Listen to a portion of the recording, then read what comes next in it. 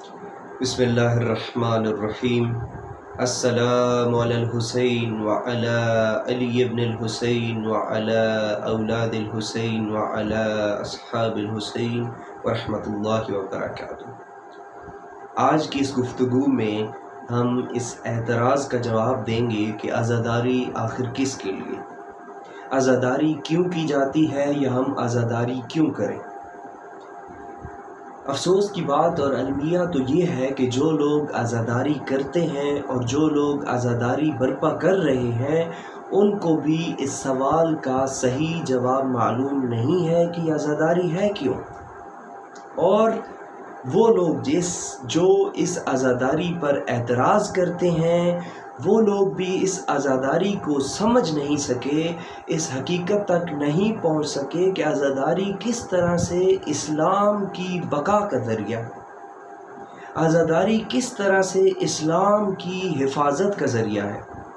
تو آج کی اس گفتگو میں آپ کی خدمت میں مختصراً عرض کرنے کی کوشش کروں گا کہ عزاداری کیا ہے اور عزاداری کیوں کریں، اور عزاداری کس طرح سے آج کے دور میں اسلام کو فائدہ پہنچا رہی ہے، اور اگر عزاداری اسلام کو فائدہ پہنچا رہی ہے اور اسلام کی بقا کے لیے ہے تو پھر تو سب کو عزاداری کرنی چاہیے۔ جو بھی اسلام کی پیروی کرتا ہے، جو بھی اسلام کا پیروکار ہے، ان سب کو چاہیے کہ وہ عزاداری کریں۔ تو سامعین محترم، سب سے پہلے تو ہمیں یہ سمجھنا ہوگا کہ امام حسین علیہ السلام نے کیوں قیام کیا۔ یہ اپنی جگہ پہ علیحدہ ایک موضوع ہے اور ایک تفصیلی موضوع ہے۔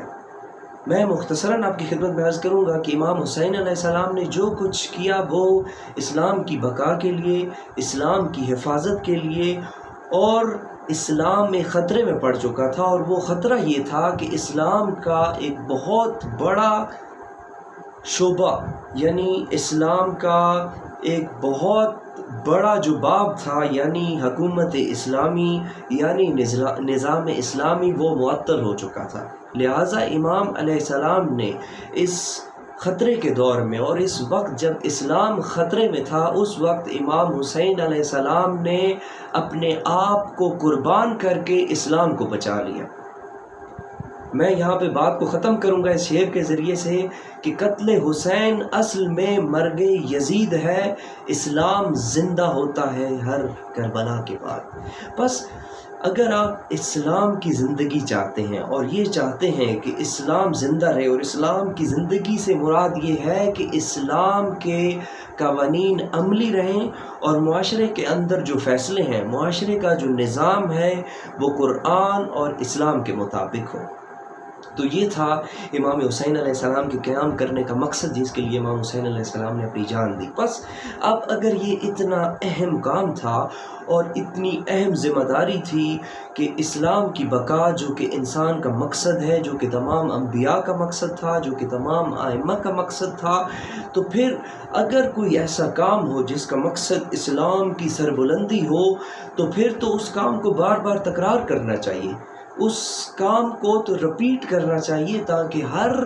زمانے کے لوگ اس سے فائدہ حاصل کریں۔ جیسا کہ حضرت ابراہیم علیہ السلام و حضرت اسماعیل علیہ السلام کی قربانی ہے، اس کا اپنا ایک فلسفہ ہے اور اس کو ہر سال تکرار کیا جاتا ہے۔ آخر اس کو تکرار کرنے میں کیا فلسفہ ہے؟ یہ اپنی جگہ ایک علیحدہ موضوع ہے۔ بہرحال اس کا قیام امام حسین علیہ السلام کے ساتھ ایک تعلق ہے۔ بس عزاداری قیام امام حسین علیہ السلام کا تسلسل ہے۔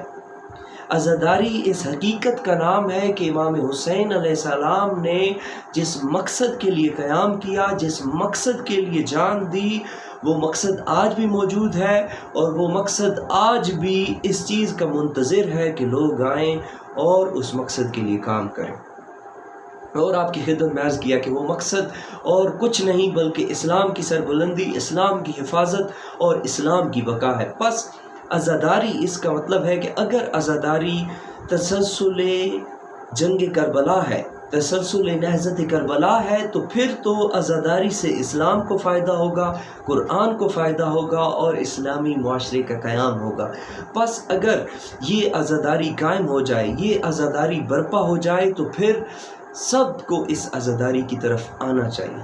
اور یہاں پہ ایک نقطہ آپ کی خدمت میں عرض کرنا چاہوں گا کہ ضروری نہیں کہ جو عزاداری اس وقت ہمارے ملک پاکستان و دیگر جگہوں پہ ہو رہی ہے وہ اسی طرح سے عزاداری ہو جس طرح سے جناب زینب علیہ سلام اللہ علیہ نے عزاداری برپا کی تھی، یا پھر اس طرح سے جس طرح سے امام زین العابدین علیہ السلام نے عزاداری برپا کی تھی۔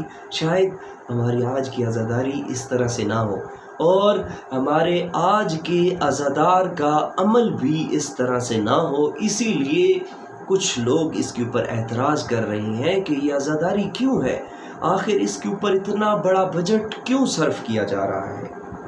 تو اس کے لیے ہمیں اس مقصد کو سمجھنا پڑے گا، امام حسین علیہ السلام کا کیا مقصد تھا، اور وہی مقصد جو امام حسین علیہ السلام کا مقصد تھا اس کو ہر دور میں زندہ رکھنے کا نام عزاداری سید الشہداء امام حسین علیہ السلام ہے۔ بس آگے مل کر اس مقصد کو سمجھیں اور اس مقصد کے احیاء کے لیے ایک تحریک میں شامل ہو جائیں، جس تحریک کو ہم تحریک عزاداری کہتے ہیں۔ والسلام علیکم۔